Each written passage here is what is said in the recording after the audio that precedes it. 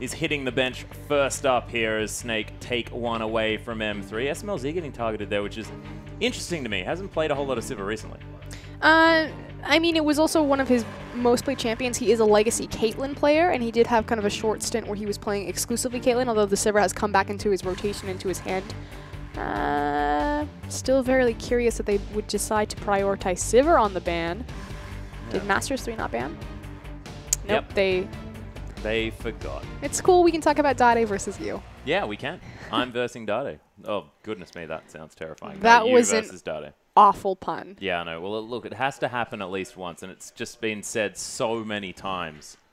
Okay, out of my system. We're going to be A-okay. We are getting straight into it, though, because, of course, Champ Select, a little bit of a fumble, but we are getting everything sorted out. Of course, just a bit of forgetfulness between some of these players. What am I doing? What champion am I banning? Yeah, where am I? What is this?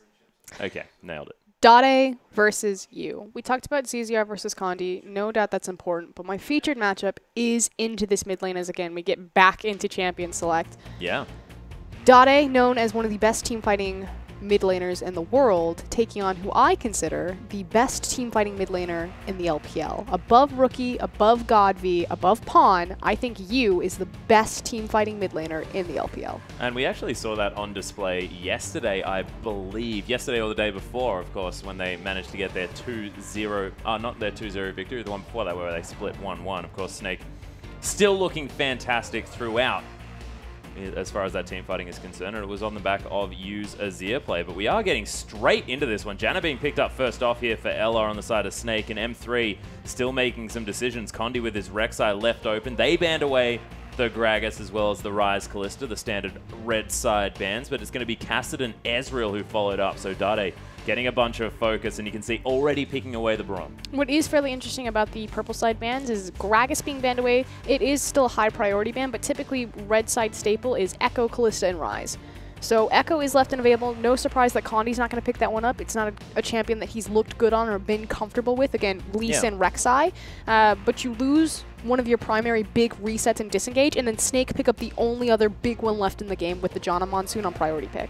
Yeah, well, they've got the Janna Monsoon and now the Emperor's Divide as well, and it looks like they're considering taking away this Vayne for Martin, so a lot of fight reset potential and displacement as well. Getting Vayne into a situation where she can hammer on just one person is definitely a very good idea. So Snake already showing exactly what they want to do this game. We'll see what M3 do to respond. If he doesn't go Caitlyn, I'd actually be really shocked, just because, again, SMLZ is a legacy Caitlyn player. Caitlyn, Kog'Maw would work. Similar vibe. Of course, you just have a smaller window to have all of that gigantic range. It's a little bit scary, though, because you still don't have the same type of disengage. So look at how much space Snake have already started creating for Vayne. Like you said, taking the Emperor's Divide, having the Monsoon. They have probably the two best left disengages in the game to let this Vayne just go crazy. You do have a bit of backline threat with Kog'Maw just because of his reach on his W and how putting points into that will increase his range. Will be locked in, as well as the Rek'Sai. Anytime he has flash, the threat that Condi can get back there and disrupt. But with Sivir off the board, still very scary that M3 might not have enough tools to deal with the disengage that Snake have already drafted. Yeah, may not necessarily be able to get in, as it were, but Snake now considering their jungle and top lane picks here, and I actually like the hover of this Gnar at the moment. Of course, Gnar pairs greatly with Azir, but also taking it away from Looper. Yeah, no, I completely agree. Looper's a fantastic Gnar. It's one of his highest played champions. I just realized that our mid lane pick is Azir and Victor, and if you remember Atlas upstairs, we were talking about, you know, who do you think Dade and you are going to play? I was like, I'd love to see Victor versus Azir, because both these mid laners are incredibly good at 5v5 team fighting. If you think about Dade, you know, known as the Spring King, his whole thing, what he was known for, is that he would hold cooldowns, he would be patient enough with them and use them at the perfect time to not only change the course of a team fight, but change the course of a game. It's kind of like under pressure, Dade would come out and make the best case scenario play, and both these champions, Azir and Victor, have so much power and potential to do that. Yeah, and it was really interesting having this discussion as well, because you spoke about the fact that you, very, very strong team fighting mid laner, and Dade, of course, used to be sort of the height of team fighting there in the mid lane. So sort of now it's you sort of picking up what Dade sort of left off, and Dade's actually improved a whole lot in the laning phase. Yeah, no, I completely agree. It's now an issue about consistency, and so the difference between these two teams is where they're standing right now. Masters 3 are your playoff guards, sitting at 22 points, especially because they didn't pick up a single point yesterday in their set against Invictus Gaming. And Dade just hasn't been consistent. I mean, that said, in Korea, you were playing a lot less games when Dade was kind of in his height of the OGN, you know, having both those titles on 2 different teams. In the LPL, each team is playing 44 games, so you're getting more exposure to Dade in this type of format, so maybe a little bit of experimentation. But just the issue is he hasn't been consistent, and that's shown in Masters 3 results. Well, Lupa is going to pick up the Maokai here to take into the top lane against Flandre's Gnar. Of course, Flandre known for being very, very aggressive, so Lupa sort of conceding that lane just a little bit, but Maokai not often shoved out too far just because that passive pretty handy for keeping yourself topped up. But I'm interested to see ZZR on the Echo, because that was, of course, something that Beast was more than happy to play, but haven't seen it as much out of ZZR. Yeah, you're absolutely right. He was able to also take it very late into the draft phase because, again, they know that Condi isn't going to prioritize Echo. They know that it's going to be the Rek'Sai or the Lee Sin. And so the fact that it allowed them, again, to pick up Janna as a priority, knowing that they could get the Echo down the line. Unfortunately, they're not able to pick up the Victor Echo synergy, but Azir Echo is still very strong. Yeah, it certainly is. And the fact that Echo as well can control a lot of space. We were talking about making sure that Vayne can stay safe in these fights. That's another tool in the parallel convergence to create that situation. Flandre, you can see, up against Lupa on the tree in the top lane. We'll see how that one goes, whether we're going to get a lane swap or not. As ZZR takes the Echo into the Rek'Sai of Condi. And we just talk about how ZZR, you know, the upgrade over Beast, and that he's a little bit more meta resistant, or at least fitting better into this meta. But this is the matchup that I want to talk about, that I'm excited about. You versus Dade, Azir versus Victor. And we'll have to see how that one plays out as well. Of course, the laning phase not going to give us too much in this game, I don't think. I have a feeling because it's Dade versus you. Exactly. It's not exactly laning phase focused players, but as soon as these skirmishes, these team fights start breaking out, that's when everything is going to be a big deal. The only Western guy in the audience, hey man. That's the way. My goodness. That's the way to say it, Western guy. Yeah, who's the only Western guy in the audience? I don't know what he was doing over there. Looks like he's having a fantastic time, though, as we hop into this game. Well, and speaking of which, let's waste no more time. Let's get onto the Rift.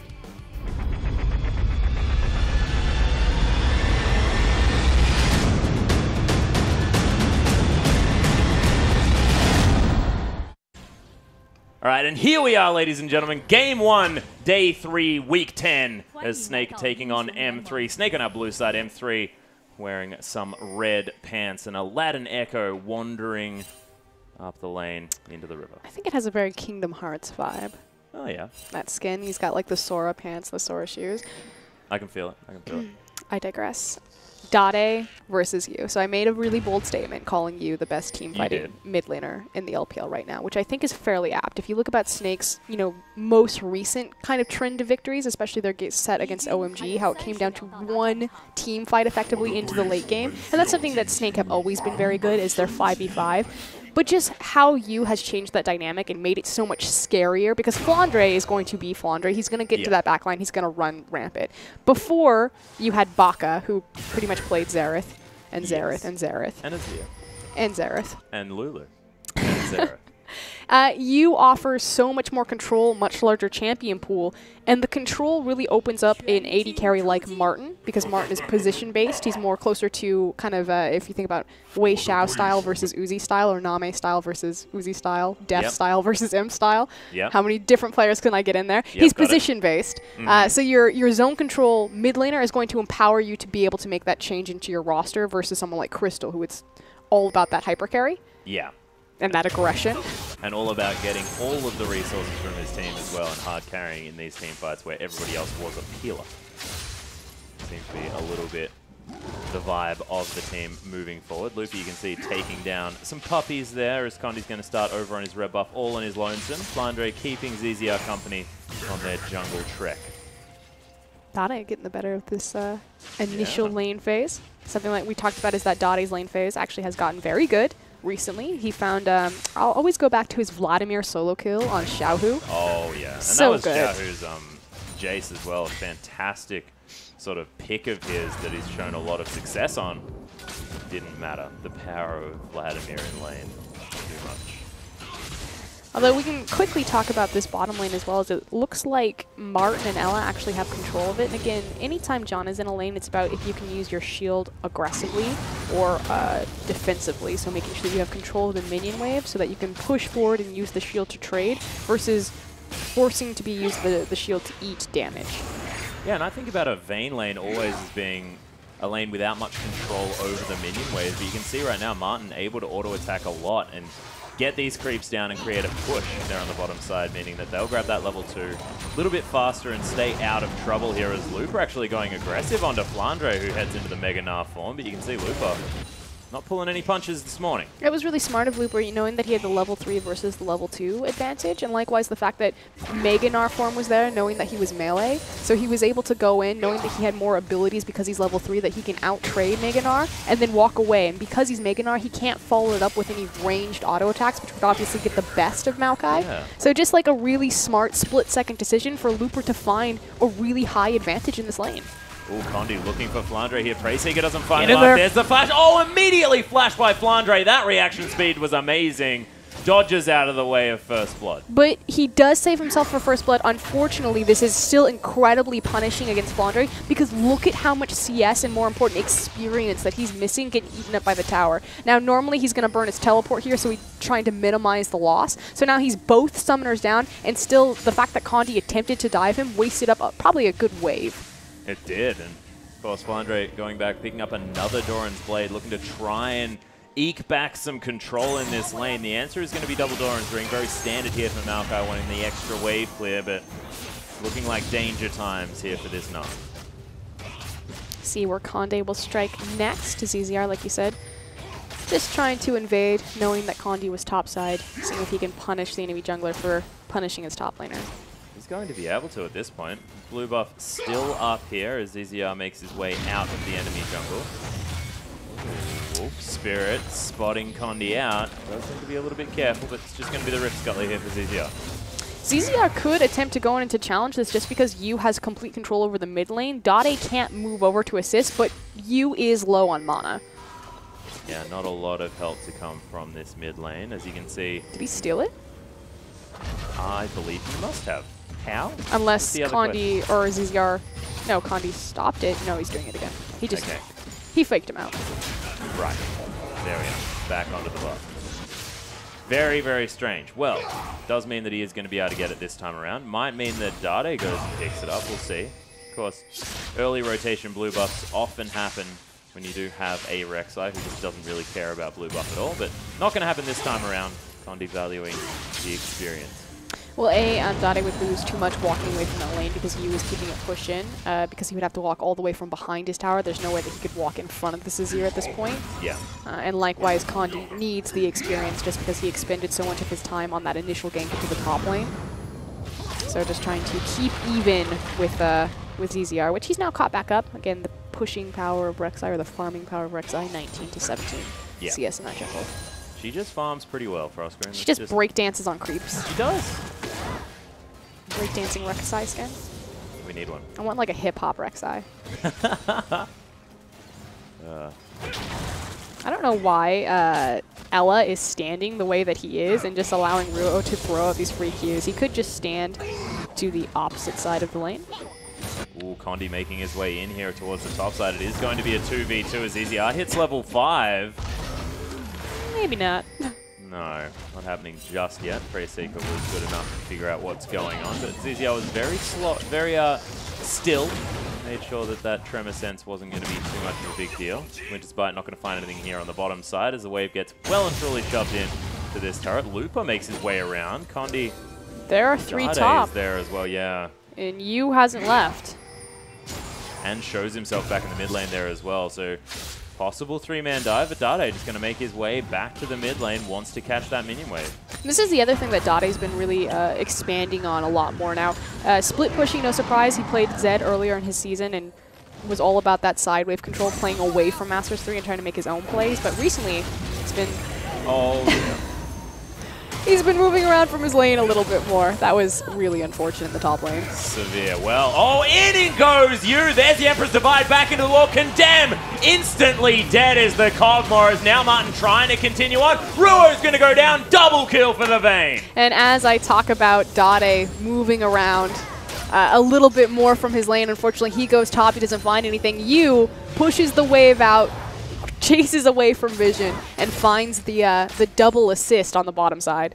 And that was just perfect placement of that Emperor's Divide as well. Everything about that was fantastic. The fact that he managed to flash into it, get both Cogmore and Braum, who aren't all that mobile, especially, you know, Braum when he doesn't have something he can move past. And you can't get through an Emperor's Divide wall with the stand behind me.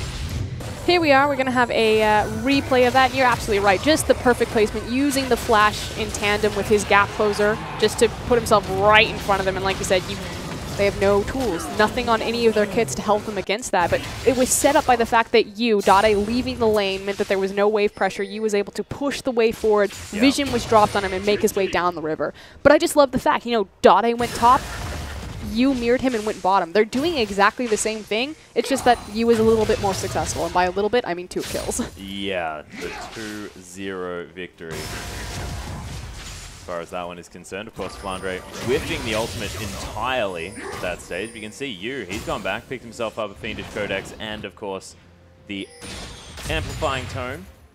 So you can see those Sand Soldiers starting to do some work here against Dade. Has managed to catch up in farm, of course, with Yu heading towards the bottom side. Meant that he got in there, but look, it doesn't mean too much when there's a couple of assists sitting on this Azir, and Condi looking to try and answer what is a relatively strong Azir at this point.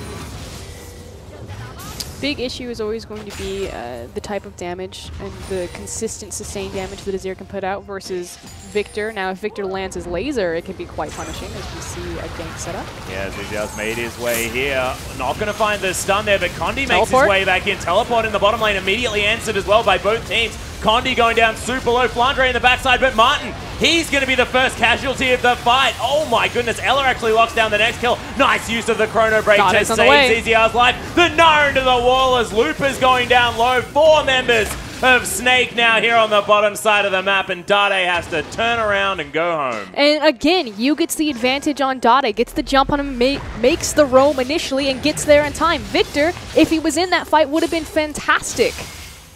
Well, it does mean a 3,000 gold lead approximately here for Snake. As I mean, it looked like things were going okay. Martin fell down first, but then too many members of Snake, and the fact that Flandre in a team fight is a lot better than Flandre in a laning phase, apparently. Well, likewise, perfect management of his Rage bar to make sure that he had the Mega Gnar available to find the chain CC. But still, more importantly, Yu is making plays around the map, and Dade is not finding the same impact. 0-0-5 now for this Azir as we have a look at this one again. So ZZR using his parallel convergence, M3 actually played that really well, forcing him to the other side of the lane. But a great reset from Ella pushes back so much damage from SMLZ. They pick up the kill from Martin, you're right. It looks so good right here. But the reset on Echo keeps him alive so much longer than he should have been. And then that buys enough time for Flandre to find the Mega Gnar and get the correct CC. Yeah, and I didn't see the fact that you came in with that Emperor's Divide as well. Got a whole bunch of extra damage down. Once again, it's what you said. Out-rotating Dade this time. If that had have been a Victor entering the fight, it would have been Gravity Field down, Chaos Storm with a whole lot of AoE damage, and things could have gone completely the other way. Dade has managed to pick himself up a CS lead for the fact that Yu, constantly leaving the lane, so trying to minimize a little bit of the loss, but right now Yu sitting on 5 assists. Yeah. Oh, parallel convergence in one more time. Rua's going to get stunned up there as he gets knocked up as well. Martin going to be able to at least help with that kill as ZZR grabs it. Ooh, Winter's Bite. Concussive Blow's not going to go off now as Martin lands the auto attack. Condi looking to answer that aggression on the bottom side with his own gank on the top side of the map. Flandre playing very far back, though. I don't think Condi's going to find too much. And unfortunately, as soon as Condi shows himself, this is going to sacrifice all dragon control. Yep, Flandre getting the boomerang there as well. Gonna hop. Yep, Hyper going to get things happening as well. Oh, hop. Oh, hops over Condi as well as ZZR is going to pick up Dade there in the mid lane. Ella even roamed through. So M3 already looking in shambles this game. Masters 3 have lost complete control over the bottom side of their map. Repeated ganks from ZZR on the power spike of Vayne's Blade of the Rune King allows and unlocks Ella to then make the roam into the mid lane and start punishing Dade for his bot lane's weakness. Flandre is now looking for Condi as well. Hyper's going to proc here, but Loop is at full health. Oh, is he going to try and flash in there? Wallop's good, but just has to shove Looper out. Does still have the flash, so might actually be able to survive this one. Or is the crush there? It is. Flandre is going to be safe. That was silly. There's now SMLZ in some trouble in the bottom side of the map. ZZR comes in. There's the stun. Actually, no, doesn't find it here. As ZZR manages. Oh, does he have the chrono break? No, he doesn't. Yu finds his way into the bottom side, but Martin picks up SMLZ. And again, Yu picking up another assist, 7 out of these 9 kills, but more importantly, this Vayne, 3, 1, and 4, had the Blade of the Rune King, I believe, at 11 minutes. Yep. It's now 13, so well ahead of the clock in terms of her itemization. Yeah, Martin not even decided to go back here as well, just going to try and finish off this turret. You can see Ruo unfortunately getting knocked up there just for a moment. Martin's going to be able to secure this turret. Pops the ward down as well, just for good measure. There's all of that extra gold now going to be in the Vayne's back pocket. Only a few CS ahead, but 3, 1, and 4 in comparison to the 1, 3, 1 of SMLZ puts Martin in a fantastic spot right now. And he does have his Trinity Force available to him, so Kog'Maw is in his own power spike in terms of the initial itemization. The difference, however, is that his team doesn't have the same amount of protection or disengage that Martin's going to be allowed. Again, with the Emperor's Divide, with the Wallop, with the Monsoon. Is that what it's called, Wallop? Yep. When he pushes them? The scoop? The scoops are not. I call it the pooper scooper.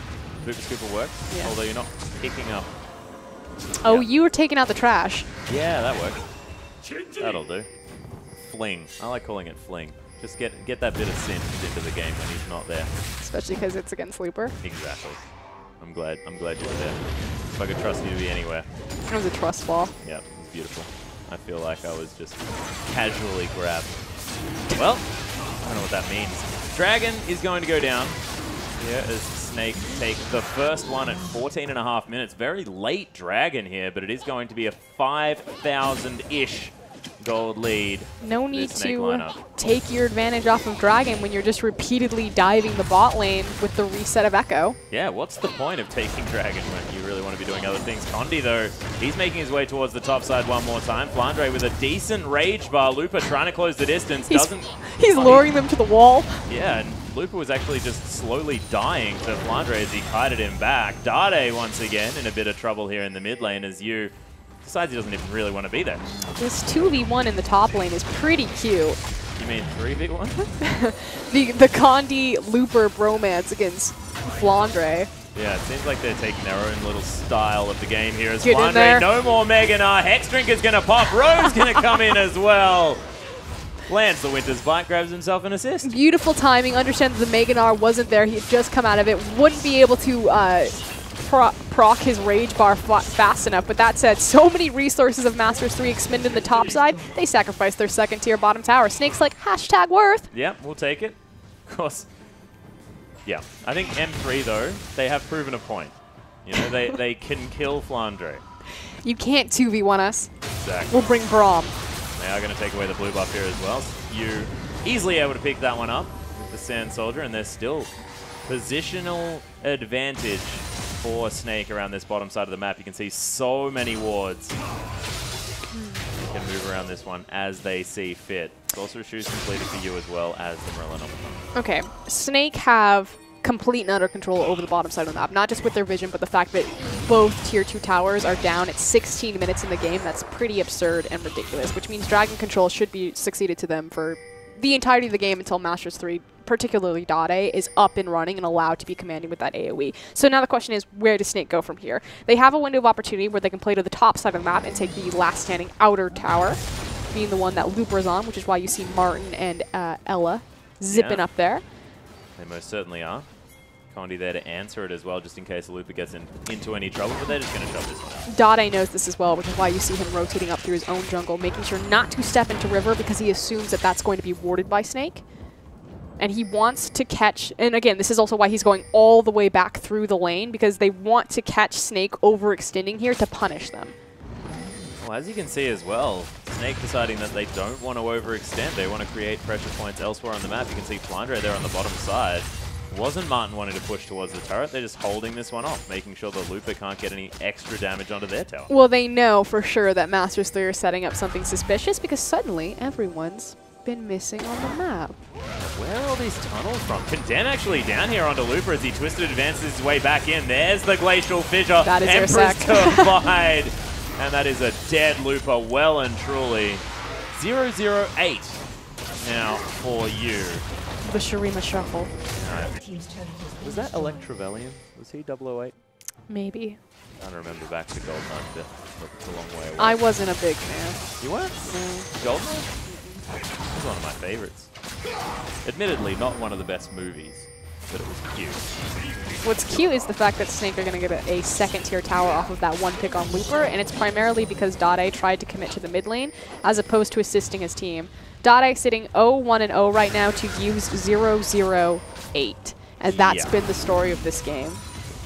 And it hasn't been about getting kills either for you. It's been the fact that just he's making the able impact to get everywhere before Dade.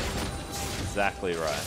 And yeah, Azir is more mobile than Victor just because he does have his gap closer, his ability to kind of sneak over walls, things like that. But the big case is the fact that bot lane lost so much control with the initial roam because Dade committed to the top side of the map. Flandre, able to eat up all of those resources from Masters 3, allowed you to get the push advantage, disappear into Fog of War, and start that snowball, which was then immediately followed up by ZZR with back-to-back ganks. So just that one misstep of trying to focus down Flandre really led to M3's undoing. Oh, in goes you as well. Manages to get Dade there as the auto attacks of these Sand Soldiers doing work. Ella comes in, steals the kill. What a jerk. You, 0-0-9. Not going to get another kill, not on Ella's watch. Yep, 009. That was the guy that died in almost every James Bond as well. That's not what you want.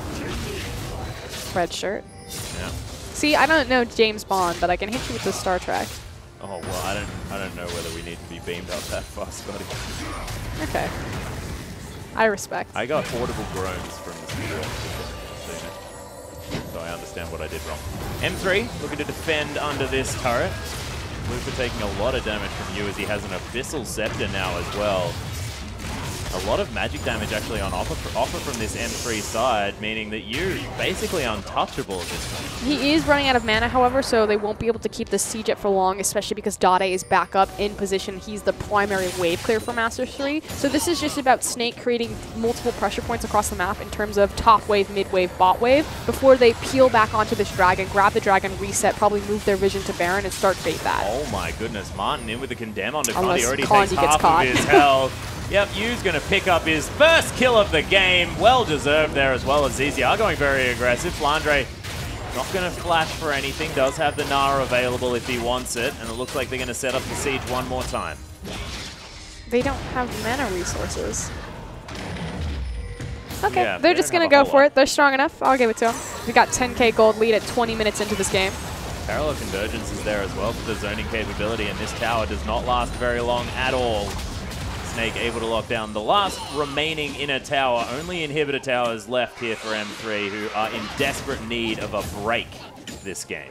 Big issue was Condi getting caught out there. There was no reason for his positioning to be on that side of the tower. He just needed to be behind his team and to provide anti-dive threat to allow Dade to sit there and wave clear. But there goes the dragon. Again, Snake in the driver's seat right now. The afterthought dragon, we like to call it. Frozen Heart completed for Looper though. He's starting to get some items. Dade just needs to complete the recipe for his Rabbidan's death cap, but he's so far behind. Flandre getting aggressed on here. Yep. Just Nas Condi out of there. Everyone looking for it. Flash is going to be expended. Good attempt from Dade to step forward and set the gravitational field into the choke point to force the flash out of Flandre. But here we go. So they took Dragon, they reset, ping goes to Baron. Well, it looks like Snake with so much of this control. Of course, all of their towers still up, ladies and gentlemen. 6-0, 10,000 gold lead. And with so much map control, you may as well at least set up for a Baron.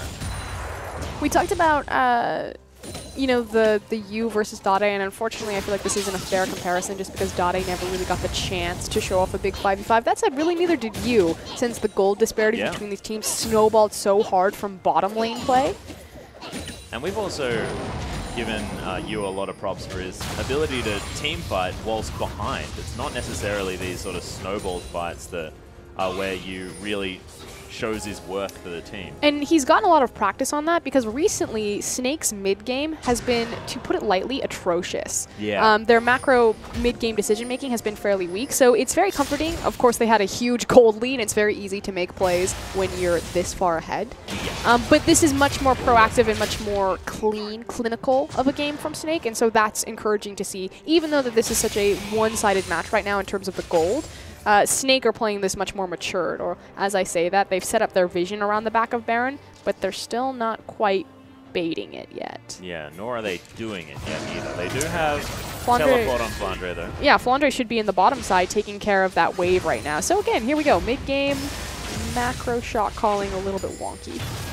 Yeah, that wave looks like it's pushing out here a little bit for M3 as well. Suntara going to fall down. Oh, that looks like an aggressive move by you, but we are going to step away from it for now as Dade's getting aggressed on so hard by Flandre. Nails the Gnar that time around, and he's going to get singled out. Parallel convergence there, forcing the flash out of Lupa. Boulder toss lands as well as Flandre makes his way in.